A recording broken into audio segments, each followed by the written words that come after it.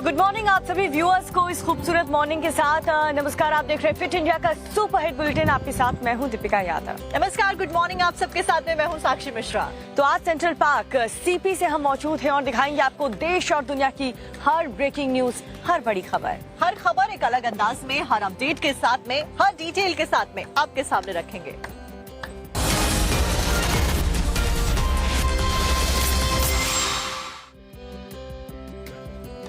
तो fit India की शुरुआत करते हैं बड़ी खबर के साथ। हरियाणा और जम्मू कश्मीर में चुनावों के जो रिजल्ट्स हैं, जो वोटिंग की गिनती है, वो मंगलवार को होनी है। ऐसे में प्रदेश में किसकी सत्ता आने वाली है, इसको लेकर अटकलों का बाजार गर्म है और ऐसे में कौन सत्ता में आता है, यही सबसे बड़ा सवाल है। जी, हरियाणा की बात करें तो यहाँ पर तो 10 साल से बीजेपी की सरकार है। वहीं जम्मू कश्मीर में 10 साल बाद विधानसभा के चुनाव हुए हैं और यही वजह है कि जब एग्जिट पोल के नतीजे सामने आए तो सियासी माहौल काफी ज्यादा गर्मा गया। एक रिपोर्ट आपको दिखाते हैं।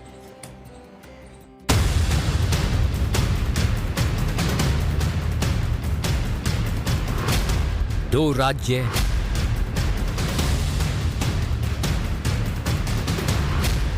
दो दिन का इंतजार,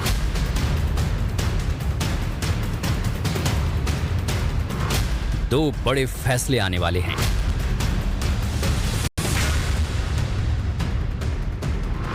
और ये फैसले होंगे जनता के। बिल्कुल ठीक सुन रहे हैं आप। हरियाणा और जम्मू कश्मीर दोनों ही जगहों पर विधानसभा की वोटिंग पूरी हो चुकी है। अब फैसले का इंतजार है, लेकिन उससे पहले कयासों का सियासी बाजार गर्म है, अनुमानों का अंबार लगा हुआ है। चलिए हम आपको पोल्स ऑफ द पोल बताते हैं, लेकिन उससे पहले देश की बड़ी एजेंसियां क्या बता रही हैं, ये जान लीजिए। सी वोटर्स के मुताबिक हरियाणा में कांग्रेस को 50 से 58 सीटें मिलती दिख रही हैं, तो वहीं बीजेपी के आंकड़े 20 से 28 सीटों के बीच रहने वाले हैं। जबकि जम्मू कश्मीर में कांग्रेस गठबंधन को 40 से 48 सीटें मिलती दिख रही हैं, तो वहीं बीजेपी के आंकड़े 27 से 32 सीटों के बीच रहने वाले हैं। तो एक्सिस माई इंडिया के मुताबिक हरियाणा में कांग्रेस को 53 से 65 सीटें मिलती दिख रही हैं, तो वहीं बीजेपी के आंकड़े 18 से 28 सीटों के बीच रहने वाले हैं।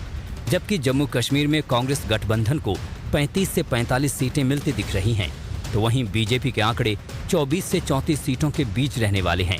इसके अलावा अगर पीपल्स पल्स की माने तो हरियाणा में कांग्रेस को 55 सीटें मिलती दिख रही हैं, तो वहीं बीजेपी के आंकड़े 26 सीटों तक रहने वाले हैं।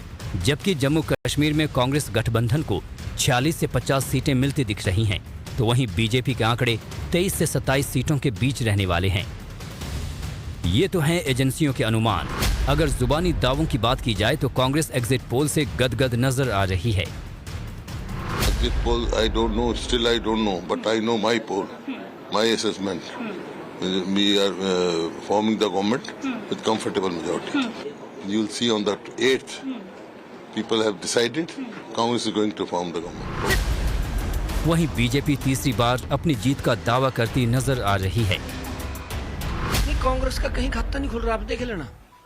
कांग्रेस का कहीं खाता नहीं खुल रहा। भारतीय जनता पार्टी तीसरी बार बहुत बड़े मैंडेट के साथ सरकार बना रही है। हरियाणा प्रदेश के लोगों ने तय कर लिया है, लोगों ने मन बना दिया है कि अब की बार तीसरी बार भारतीय जनता पार्टी की सरकार। एग्जिट पोल गलत होगा और भारतीय जनता पार्टी सरकार बनाएगी। तो मानते हैं 8 तारीख को आंकड़े बदलेंगे। 8 तारीख को बीजेपी की सरकार बनेगी। बता दें कि हरियाणा के 12 सर्वे में कांग्रेस की सरकार बनती दिख रही है। पोल्स ऑफ पोल्स के मुताबिक कांग्रेस को 56 सीटें मिलने का अनुमान है, तो वहीं बीजेपी बहुमत से काफी दूर यानी 27 सीटों पर सिमट सकती है। तो वहीं जम्मू कश्मीर की बात करें तो पोल ऑफ पोल्स के मुताबिक जम्मू कश्मीर में कांग्रेस गठबंधन को करीब 40 सीटें मिलने का अनुमान है, तो वहीं बीजेपी को 30 सीटें मिल सकती हैं। मतलब ये कि जम्मू कश्मीर में बहुमत के लिए जोड़ तोड़ की जरूरत पड़ सकती है। और तो और इसकी शुरुआत भी हो चुकी है। कांग्रेस की तरफ से चरणजीत सिंह चन्नी राशिद इंजीनियर से मिलने उनके घर पहुंचे, तो वहीं बीजेपी अपनी सरकार का दावा कर रही है। चाबी तो फिलहाल दिल्ली के पास है, क्योंकि यूटी है। अब जो भी सरकार बनाए उनके लिए ये देखना है कि हम वो कैसे फिर जितने दावे किए थे 370 वापस लाएंगे, स्टेटहुड वापस लाएंगे, 35 वापस लाएंगे, कैदियों को छोड़ेंगे, ह्यूमन राइट्स वायलेशन बंद कराएंगे, पाकिस्तान से बात कराएंगे। ये इम्तिहान है। 8 अक्टूबर को जब जम्मू कश्मीर में वोटों की गिनती होगी तो शानदार जीत के साथ भारतीय जनता पार्टी जम्मू कश्मीर में सबसे बड़े राजनीतिक दल के तौर पर उभर कर आएगी। और बता दें कि हरियाणा और जम्मू कश्मीर की 90 विधानसभा सीटों पर हुए चुनाव के बाद वोटों की गिनती 8 अक्टूबर को होगी और सही मायने में उसी दिन तय होगा कि जनता किसके पक्ष में है और सत्ता की कुर्सी किसको मिलेगी। और सियासी अखाड़ा बदल चुका है। जो राजनीतिक लड़ाई है वो अब महाराष्ट्र में होने वाली है। शनिवार की बात करें तो प्रधानमंत्री मोदी और नेता प्रतिपक्ष राहुल गांधी वहां पर मौजूद थे और जम करके हमला बोला। महाराष्ट्र में विधानसभा चुनाव होने वाले, ऐसे में प्रधानमंत्री नरेंद्र मोदी ने चुनावों का बिगुल ऐसा बजाया कि कांग्रेस और उसके तमाम साथियों के कान खड़े हो गए। ऐसे में राहुल गांधी भी क्योंकि महाराष्ट्र में मौजूद रहे और एक बार फिर से संविधान की किताब उनके हाथ में रही। क्या कुछ दोनों के द्वारा कहा गया, आपको रिपोर्ट में दिखाते हैं। एक तरफ नगाड़े बज रहे हैं तो दूसरी तरफ पटाखे फूट रहे हैं।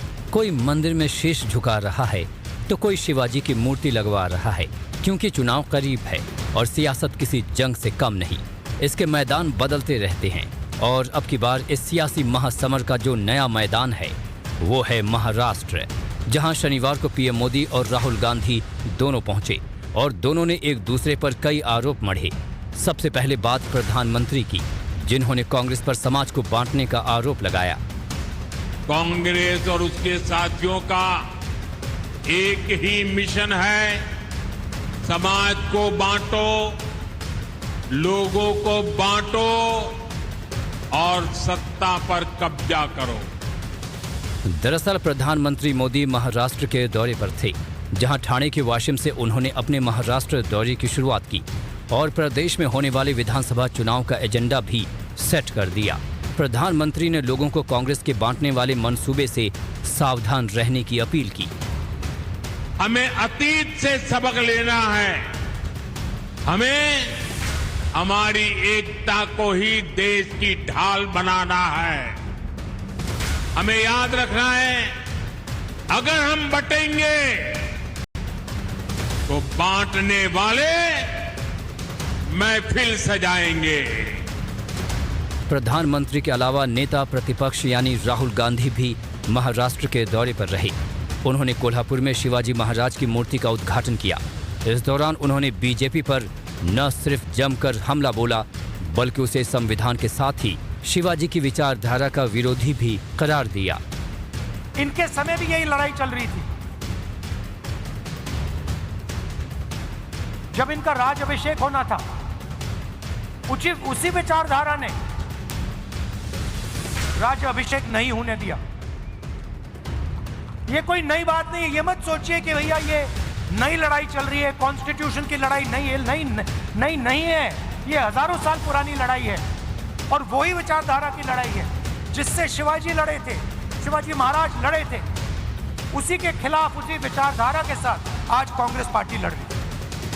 अपने चुनावी जनसभा के दौरान राहुल गांधी ने पीएम मोदी का नाम लिए बगैर उन पर ताबड़तोड़ हमले किए और सिंध दुर्ग जिले में लगाए गए शिवाजी महाराज की मूर्ति के टूटने का मुद्दा भी उठाया। तो वहीं प्रधानमंत्री मोदी ने कांग्रेस पर एक बार फिर अर्बन नक्सल होने का आरोप लगाया।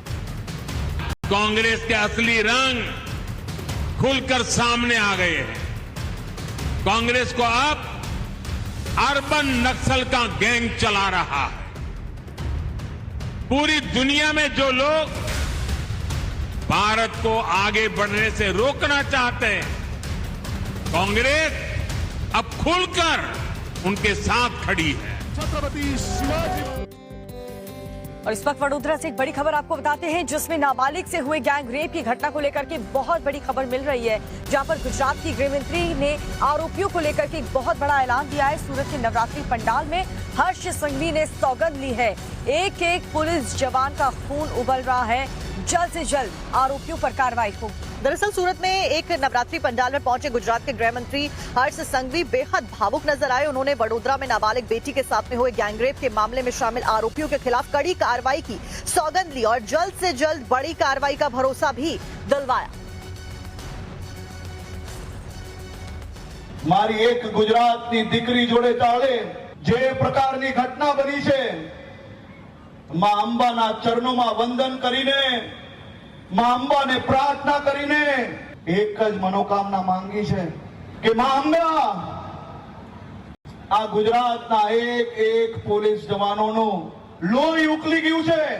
આ દરિંદો દુનિયાના કોઈ બી ખૂણે જઈને છુપાય, પણ આ ગુજરાત પોલીસની મહેનત પર માં અંબા શક્તિ આપજે, આશીર્વાદ આપજે અને વહેલાથી વહેલા મારી ગુજરાતની દીકરી પર જે પ્રકારની ઘટના થઈ છે એને પકડવા માટે કંઈક ને કંઈક શક્તિ આપજે. इस वक्त एक बड़ी खबर, मुख्यमंत्री योगी आदित्यनाथ आज प्रयागराज के दौरे पर होने वाले हैं, क्योंकि अगले साल होने वाले महाकुंभ से जुड़ी ये बड़ी खबर आपको बता रहे हैं। जल, थल और नभ से तैयारियों को परखेंगे सीएम योगी आदित्यनाथ। तो आज मुख्यमंत्री योगी आदित्यनाथ जायजा लेते हुए नजर आने वाले हैं। आपको बता दें कि अधिकारियों और जनप्रतिनिधियों के साथ में बैठक है। प्रयागराज में आज साधु संतों से भी मुलाकात मुख्यमंत्री योगी आदित्यनाथ करते हुए नजर आने वाले हैं। महाकुंभ 2025 के लोगों का अनावरण किया जाएगा। वेबसाइट और एप्लीकेशन की लॉन्चिंग भी आज मुख्यमंत्री के द्वारा की जाएगी। ये भी बता दें कि आज परेड ग्राउंड में वो पहुंचेंगे और इसके बाद महाकुंभ की तैयारियों का जायजा लेंगे, जहां पर अधिकारियों और जनप्रतिनिधियों के साथ में महाकुंभ की तैयारियों की समीक्षा करते हुए मुख्यमंत्री योगी आदित्यनाथ आज नजर आने वाले हैं।